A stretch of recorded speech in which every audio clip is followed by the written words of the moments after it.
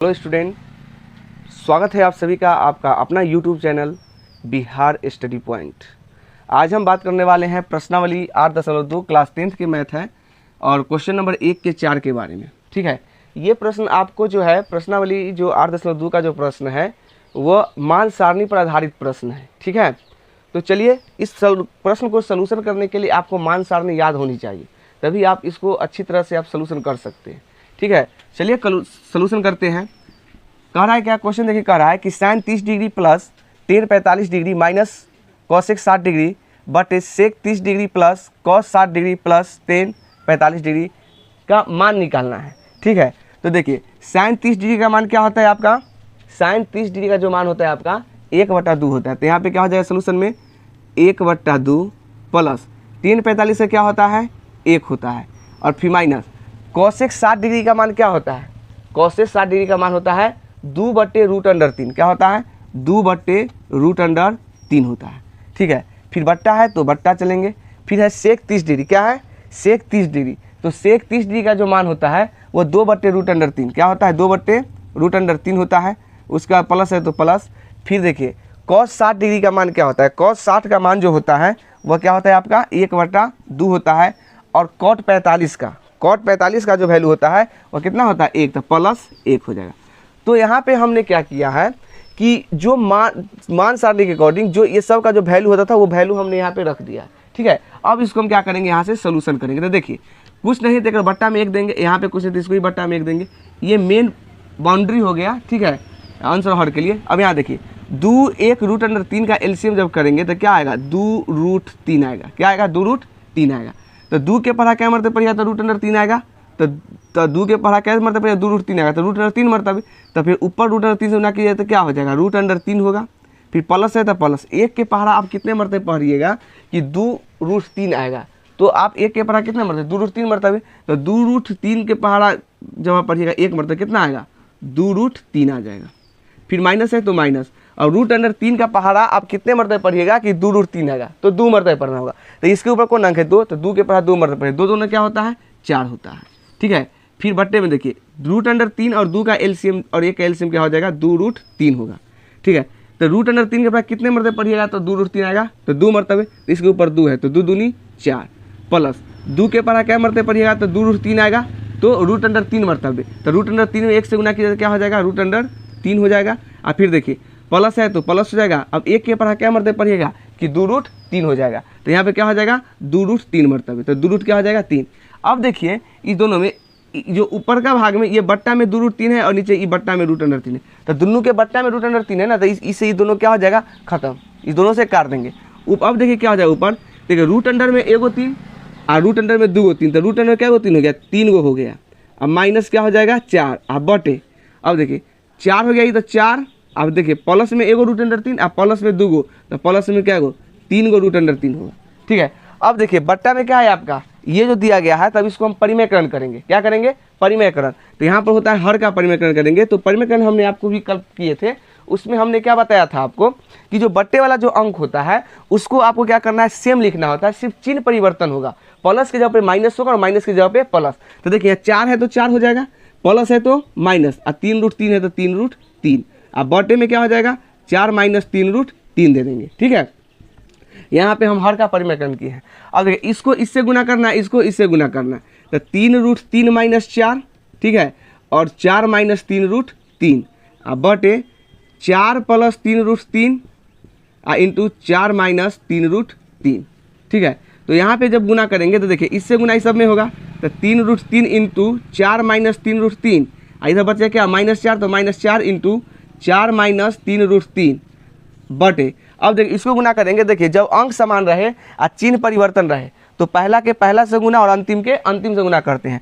तो देखिए अंक सेम है, दोनों अंक क्या है सेम है, खाली चिन्ह परिवर्तन है। तो पहला के पहला से 4 चौका 16 और प्लस माइनस माइनस 3 तिहाई 9 और √3 और √3, तो 2 √3 में है 3, तो 1 3 बाहर, √3 में 3 है तो 1 3 बाहर आ गया। चलिए कोई दिक्कत नहीं होना चाहिए।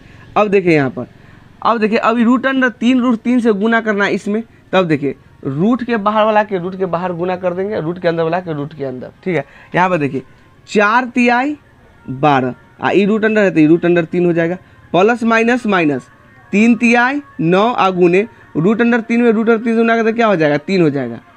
फिर माइनस है तो माइनस क्या हो जाएगा 4 चौका 16 माइनस प्लस माइनस 4 चौका 16 ठीक है। और फिर माइनस माइनस प्लस जब 4 से गुना करेंगे 3√3 में तो क्या हो जाएगा 4 तिहाई 12 √3 हो जाएगा। कितना हो जाएगा 12 √3 हो जाएगा। फिर बट्टे में क्या हो जाएगा देख लीजिए 16 और फिर माइनस 9 तिया 27 ठीक है। अब देखिए यहाँ पर क्या होगा अगला स्टेप में देखिए 12 √3 या 12 √3 तो इसको जोड़ने कितना 24 √3 हो जाएगा। अब देखिए माइनस में 9 तिया 27 और माइनस में 16 और बटे में 16 में से 27 जाएगा तो क्या बचेगा 11 वो भी माइनस में तो -11 हो गया। कोई दिक्कत। अब आगे देखिए क्या करेंगे इसको अगला स्टेप में देखिए क्या होगा कि देखिए 24 √3 और उसके बाद जो है माइनस में 27 और माइनस में 16 तो ये दोनों के जोड़ दीजिए तो दोनों माइनस में ना तो दोनों जुड़ जाएगा तो 7 और 6 13 के 3 हासिल 1 2 3 1 4 43 अब बटे कितना हो जाएगा -11। अब देखिए माइनस जो है से नीचे नहीं रहता है तो इसको ऊपर ले जाएंगे तो ऊपर ले जाएंगे तो ऊपर आ जाएगा तो क्या हो जाएगा माइनस इंटू 24 √3 और -43 ठीक है। अब बटा में 11 तो ये हो जाएगा -24 √3 और माइनस माइनस प्लस 43 हो जाएगा ठीक है। अब बटे में क्या हो जाएगा 11 तो प्लस वाला पहले बाद वाला पहले तो 43 - 24 √3 बटे 11 तो यही आपका जो है करेक्ट आंसर होगा ठीक है। जो ये क्वेश्चन है उसका यही आंसर होगा आपका ठीक है। क्या आया आंसर 43 - 24 √3 बटे 11 यही आपका क्या है सही आंसर है ठीक। चलिए हम अब बात करते हैं आपको अगला प्रश्न के बारे में ठीक है।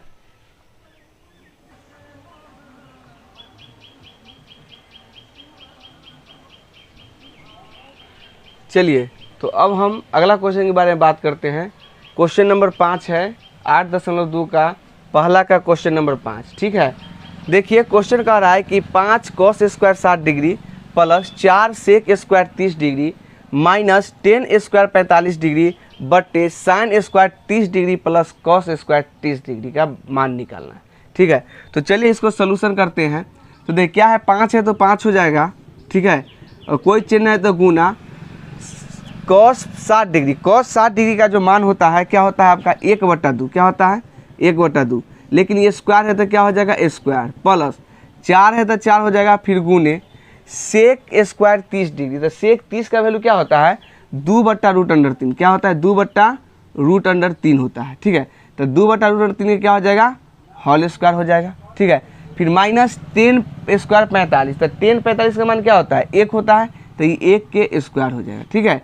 फिर इसको बट्टा करेंगे साइन स्क्वायर 30 डिग्री तो साइन 30 का मान क्या होता है 1/2 क्या होता है 1/2 तो 1/2 के स्क्वायर हो जाएगा। फिर जोड़ है तो जोड़ फिर cos स्क्वायर 30 डिग्री का मान क्या होगा यानी cos 30 डिग्री का मान क्या होता है √3/2 क्या होता है √3/2 तो इसका स्क्वायर करेंगे। यही आपका क्या कह रहा है प्रश्न है ठीक है। ये जो प्रश्न दिया गया था उसको जो मान सारणी पर आधार जो मान सारणी से जो वैल्यू होता है वो वैल्यू हम यहाँ पे आपको क्या कर दिए हैं लिख दिए हैं ठीक है। अब यहाँ से आपको कैलकुलेशन करना है और निकालना है सही आंसर क्या होगा इसका ठीक है। अब देखिए अगला स्टेप क्या हो जाएगा कि 5 है तो 5 होगा ही और गुने 1/2 के स्क्वायर करें तो क्या हो जाएगा 1/4 इसको मान लीजिए बट्टा है ठीक है। अब फिर प्लस है तो प्लस 4 गुने 2/√3 के स्क्वायर करेंगे तो 2 के स्क्वायर क्या हो जाएगा 4 हो जाएगा। अब बट्टे 3√3 के स्क्वायर 3 और -1 के स्क्वायर क्या होता है 1 होता है। फिर बट्टा में देख लीजिए क्या है 1/2 के होल स्क्वायर है तो 1 क्या हो जाएगा इसका 4 हो जाएगा। अब प्लस √3/2 है तो √3 के स्क्वायर क्या 3 अब बट्टा 2 के स्क्वायर 4 हो जाएगा। कोई दिक्कत यहाँ पे नहीं ना। चलिए आगे देखिए आगे जो होगा क्या होगा इसको गुना करेंगे तो 5/4 हो जाएगा ठीक है। अब प्लस 4 × 16/3 हो जाएगा और -1 हो जाएगा कुछ नहीं तो बट्टा में 1 दे दीजिए। और बट्टा में क्या हो जाएगा 4 4 के एलसीएम क्या हो जाता है 4 हो जाएगा 4 4 के एलसीएम क्या हो जाएगा 4 हो जाएगा। फिर देखिए 4 एकम 4 तो 1 एकम 1 और 4 एकम 4 तो 3 एकम 3 ठीक है।